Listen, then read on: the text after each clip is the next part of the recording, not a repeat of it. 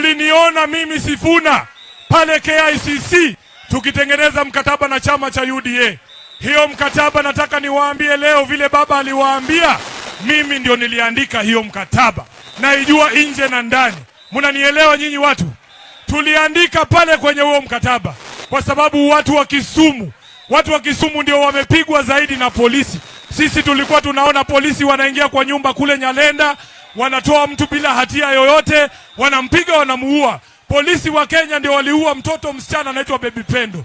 Waliua, hawakuua. Tukasema ndani ya mkataba na MOU ya chama ya UDA lazima wale ambao walifanya hiyo vitendo waende jela, na familia ambazo ziliathirika zilipwe pesa. Pesa mumepata? Pesa mumepata? Tuliambia William Ruto baada ya kuandika huo mkataba, hatutaki vijana kubebwa ati kwa sababu umeandika kitu kwa Facebook.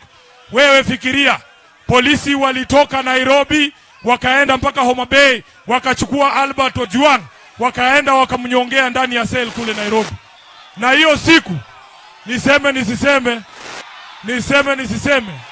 hiyo siku waliua Albert Ojwang, ndio siku Sifuna alitangaza kwamba huo mkataba hauna maana tena. Na hapo ndio shida zangu zilianzia hapo. Wakaenda kunistaki kwa Raila akawafukuza. Wakakaa wakangoja baba yangu akufe. Siku ile baba alikufa ndio nilijua chuma changu kimotoni.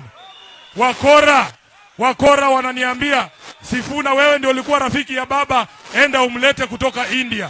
Mimi nimeingia ndege bila kujua, jamaa wananichorea. Sisi tunaenda kuleta baba, jamaa